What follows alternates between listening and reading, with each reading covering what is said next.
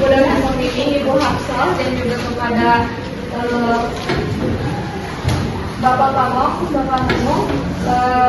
Assalamualaikum warahmatullahi wabarakatuh.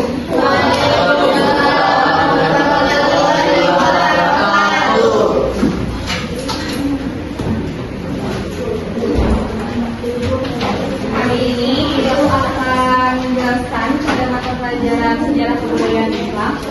Tapi sebelum memulai pembelajaran, ini pengen kalian melihat ke kanan dan juga ke kiri. Ditakutkannya nanti ada sampah. Kalau misalkan ada sampah boleh dibuang dulu.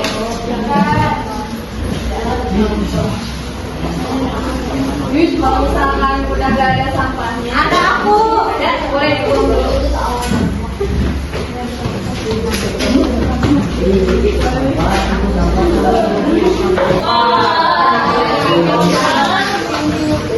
Sebelum belajar, mari kita berdoa. Doa dimulai.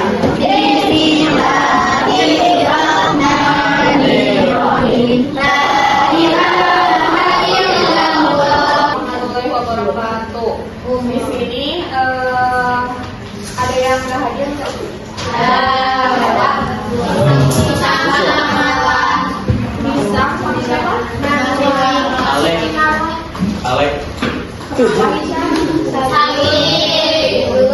Kalau Siti Marwa.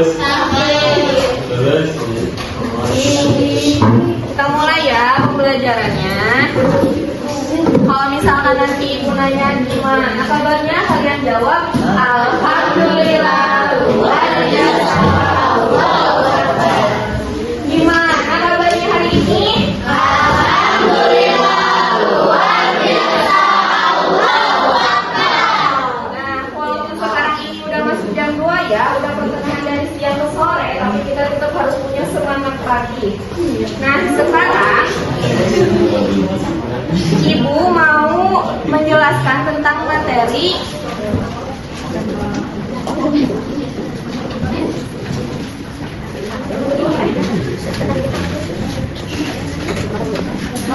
mengenai materi sejarah kebudayaan Islam, yaitu gaya kepemimpinan Umar bin Abdul Aziz. Adapun kita mempelajari ini itu ada tujuannya. Nah, tujuan yang pertama itu supaya peserta didik ataupun kalian dapat mengetahui riwayat hidup atau biografi dari Umar bin Abdul Aziz. Yang kedua yaitu peserta didik dapat mengidentifikasi gaya kepemimpinan Umar bin Abdul Aziz. Dan yang ketiga, peserta didik menerapkan kesolehan Umar bin Abdul Aziz ini di dalam kehidupan sehari-hari. Yang keempat itu peserta didik dapat menganalisis prestasi Khalifah Umar bin Abdul Aziz. Nah, sebelum masuk ke materi yang pertama, di sini ada yang tahu nggak siapa itu Umar bin Abdul Aziz? Khalifah. Ya betul, Khalifah. Nah, sekarang masuk ke materi pertama ya, mengenai biografi Umar bin Abdul Aziz. Yang pertama itu biografi atau riwayat hidup. Lahirnya di Madinah. Lahir di Madinah tahun 63 Hijriah atau 600 atau 823 Masehi. Nah, beliau ini lahir ketika ayahnya menjadi seorang gubernur di Mesir. Adapun Umar bin Abdul Aziz ini memiliki garis keturunan dengan Umar bin Khattab melalui ibunya, yaitu Laila Ummu Asim binti Asim bin Umar bin Khattab.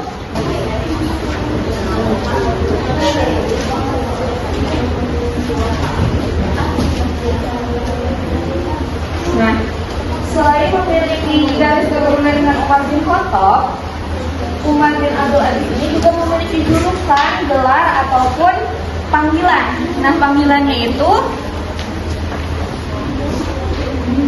nama panggilan atau julukannya itu, yang pertama beliau itu dipanggil dengan Abu Hafs. Yang kedua beliau itu dipanggil dengan Umar II. Kenapa dipanggil dengan Umar II? Karena gaya kepemimpinan beliau ini sama dengan Umar bin Khattab. Nah, yang ketiga beliau juga dijuluki sebagai Khulafaur Rasyidin kelima.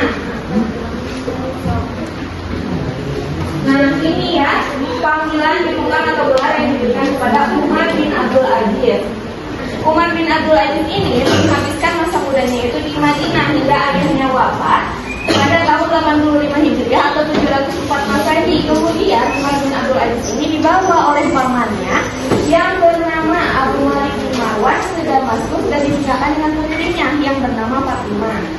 Setelah itu, Umar bin Abdul Aziz ini menempuh pendidikannya yaitu di Madinah, di mana Madinah saat itu menjadi pusat ilmu pengetahuan Islam yang berfokus pada ilmu hadis dan juga ilmu tafsir. Karena pendidikan dan juga lingkungan yang religius, maka Umar ini karakternya terbentuk menjadi seorang pemimpin yang amanah, bijaksana, sayang terhadap rakyat, dan juga adil. Setelah kita membahas mengenai biografi ataupun riwayat hidup, masuk ke materi kedua yaitu gaya kepemimpinan Umar bin Abdul Aziz. Umar bin Abdul Aziz ini meniti karirnya itu sebagai seorang gubernur Hijaz di Madinah. Sebagai seorang gubernur Hijaz di Madinah pada saat kepemimpinan Al-Walid bin Abdul Malik. Pada saat itu usia Umar bin Abdul Aziz itu masih 24 tahun dan beliau juga dipercaya untuk mengawasi pembangunan Masjid Nabawi. Setelah menjadi seorang khalifah, Umar bin Abdul Aziz juga meninggalkan segala hal, meninggalkan kehidupan yang bermewah-mewahan dan juga memilih kehidupan yang sederhana. Bagaimana cara Umar bin Abdul Aziz hidup sederhana? Ada yang tahu? Tidak. Cara Umar bin Abdul Aziz ini hidup sederhana yaitu dengan cara memberikan semua harta kekayaannya itu ke Baitul Mal. Ada yang tahu tidak di sini Baitul Mal itu apa? Apa? Tahu? Lembaga keuangan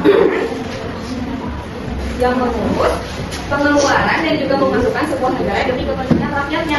Umar bin Abdul Aziz ini menyerahkan semua harta kekayaannya itu ke Baitul Mal dan juga menolak semua harta negara demi kepentingan pribadinya.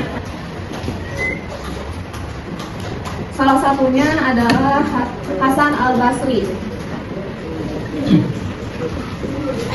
Selain bekerja sama dengan para ulama, Umar bin Abdul Aziz ini juga memerintahkan untuk mengumpulkan hadis. Mengumpulkan hadis ini oleh Imam Muhammad bin Muslim bin Syihab Az-Zuhri. Pengumpulan hadis diperintahkan kepada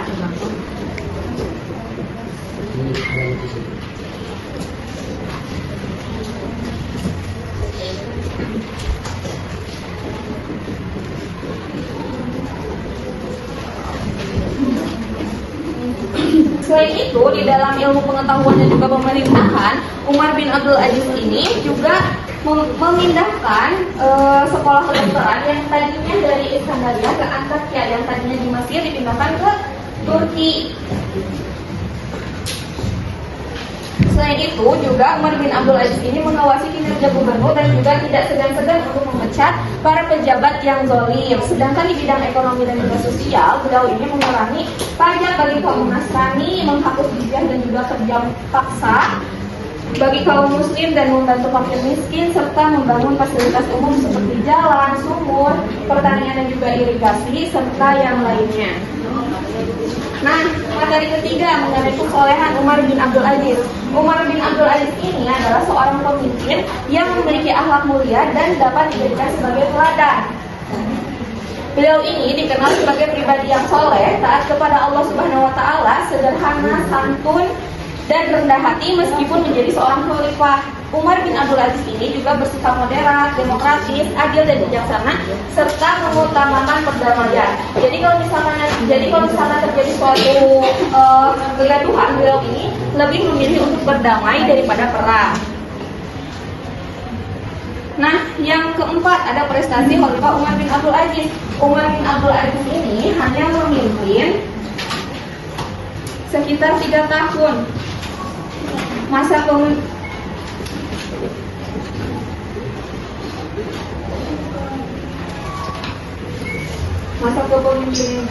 kepemimpinannya itu sekitar 3 tahun.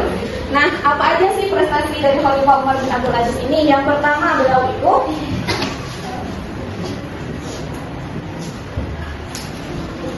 melakukan kodifikasi Yang pertama, Umar bin Abdul Aziz ini melakukan kodifikasi hadis. Kodifikasi hadis itu adalah pembukuan hadis. Jadi tujuannya itu untuk mengurangi penyebaran hadis palsu atau hadis maudhu. Jadi dengan melakukan pembukuan atau kodifikasi hadis ini melalui para penghafal yang tadi dikumpulkan. Nah, pengumpulan hadisnya itu dilakukan oleh Imam Muhammad bin Muslim bin Syihab Az-Zuhri. Selain itu, Umar bin Abdul Aziz ini juga menghapus diskriminasi terhadap kaum Mawali. Mawali ini adalah kaum Arab atau kaum yang bukan bangsa Arab, tetapi itu Muslim baru pada masa pemerintahan Daulah Umayyah. Nah, karena pada saat itu sangat populer dengan atau yang disebut dengan Arabisme, fanatik Arab, sehingga terjadi diskriminasi terhadap kaum Mawali, terhadap kaum yang bukan bangsa Arab. Nah, dengan adanya Umar bin Abdul Aziz ini menghapus diskriminasi tersebut. Nah, ibu mama juga, karena kalian sudah ada ini 1, 2, 3, dan 4. Mau dibagi ke 4 kelompok? Enggak, ini 1 kelompok, ini 2 kelompok, ini kelompok 3, dan ini kelompok 4. Nanti di LKPD-nya itu ada 10 soal, kalian kan banyak kan? Bisa ibu kasih, ini 1 soal sampai 2 soal. Ini 6 sampai 10 boleh diisi bareng-bareng ya. Ini buat kelompok 2. Boleh diisi bareng-bareng ya. Ini kelompok 3 10 soal ya. Ini boleh diisi sama kamu sama yang ini. Yang sampai 10 kita ini kita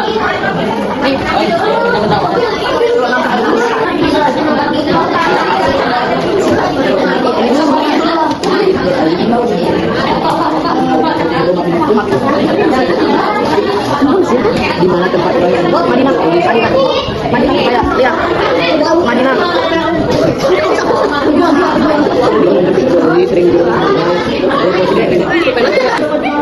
Islam namun sering mendapat Mawali kamu awali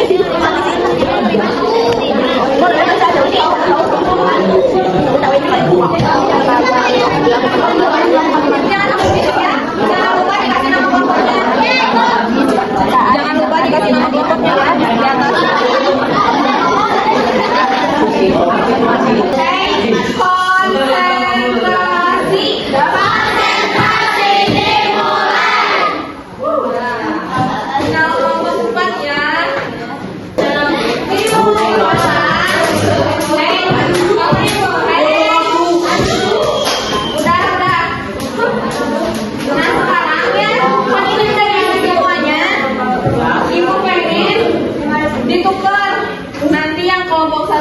Kelompok 4 yang mau kelompok 3 gitu ya.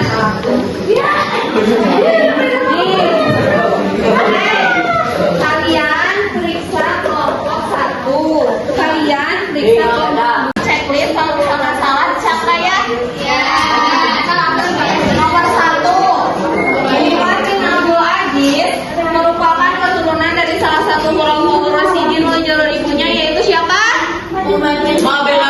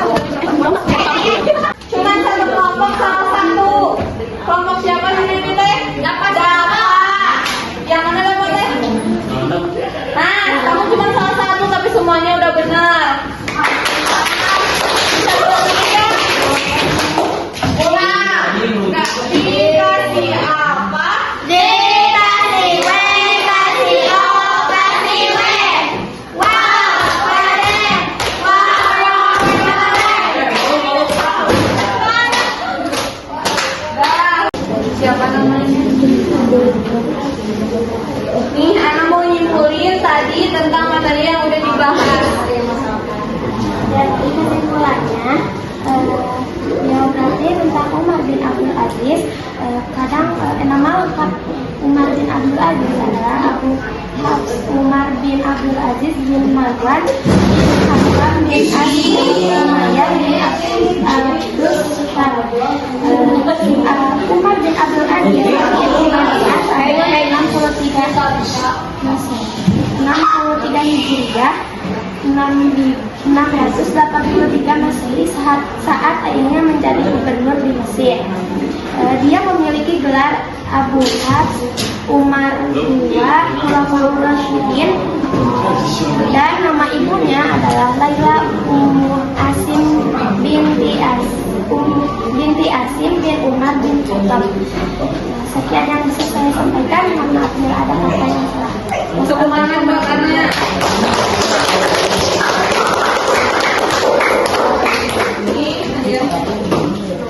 Makasih ya. Kita udah mendengarkan materi yang Ibu sampaikan. Mohon maaf juga bila ada kata atau kesalahan dalam pembicaraan Ibu tadi. Sebelum pulang, kita berdoa dulu. Tadi